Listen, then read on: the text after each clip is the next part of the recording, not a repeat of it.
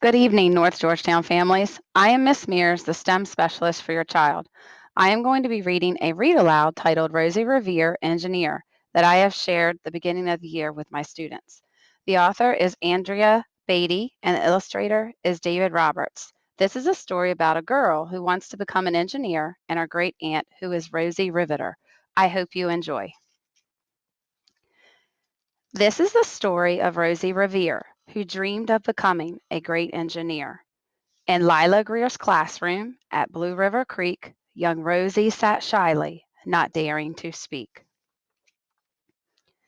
But when no one saw her, she peeked in the trash for treasures to add to her engineer stash.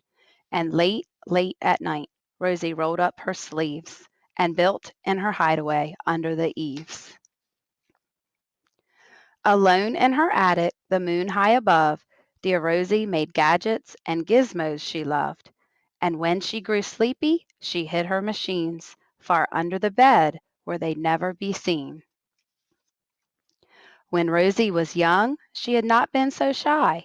She worked with her hair sweeping over one eye and made fine inventions for uncles and aunts, a hot dog dispenser and helium pants. The uncle she loved most was Zookeeper Fred. She made him a hat to keep snakes off his head, from parts of a fan and some cheddar cheese spray, which everyone knows keeps the pythons away. And when it was finished, young Rosie was proud, but Fred slapped his knee and he chuckled out loud. He laughed till he wheezed and his eyes filled with tears, all to the horror of Rosie Revere, who stood there embarrassed, perplexed, and dismayed. She looked at the cheese hat and then looked away. "I love it," Fred hooted. "Oh, truly I do." But Rosie Revere knew that could not be true. She stuck the cheese hat on the back of her shelf, and after that day kept her dreams to herself. And that's how it went until one autumn day her oldest relation showed up for a stay. Her great great Aunt Rose was a true dynamo who'd worked building airplanes a long time ago. She told Rosie tales of the things she had done and goals she had checked off her list one by one. She gave a sad smile as she looked to the sky. "The only thrill left on my list is to fly. But time never lingers as long as it seems. I'll chalk that one up to an old lady's dreams." That night, as Rosie lay wide-eyed in bed, a daring idea crept into her head. Could she build a gizmo to help her aunt fly? She looked at the cheese hat and said, "No, not I. But questions are tricky and some hold on tight, and this one kept Rosie awake through the night. So when dawn approached and red streaks lit the sky, young Rosie knew just how to make her aunt fly. She worked and she worked till the day was half gone, then hauled her cheese copter out onto the lawn to give her invention a test just to see the ridiculous flop it might turn out to be. Strapped into the cockpit, she flipped on the switch. The Helio cheese copter sputtered and twitched. It floated a moment and whirled round and round, then froze for a heartbeat and crashed to the ground.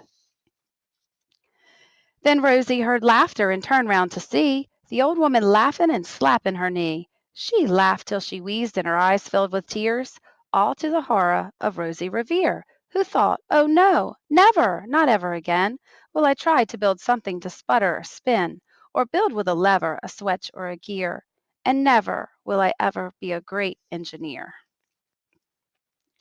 She turned round to leave, but then great great Aunt Rose grabbed hold of young Rosie and pulled her in close, and hugged her and kissed her and started to cry. "You did it! Hooray! It's the perfect first try. This great flop is over. It's time for the next." Young Rosie was baffled, embarrassed, perplexed.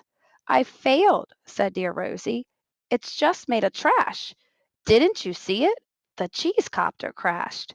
"Yes," said her great aunt, "it crashed. That is true. But first it did just what it needed to do. Before it crashed, Rosie, before that, it flew. Your brilliant first flop was a raging success. Come on, let's get busy and on to the next." She handed a notebook to Rosie Revere, who smiled at her aunt as it all became clear. Life might have its failures, But this was not it. The only true failure can come if you quit. They worked till the sun sneaked away to its bed. Aunt Rose tied her headscarf around Rosie's head and sent her to sleep with a smile ear to ear, to dream the bold dreams of a great engineer.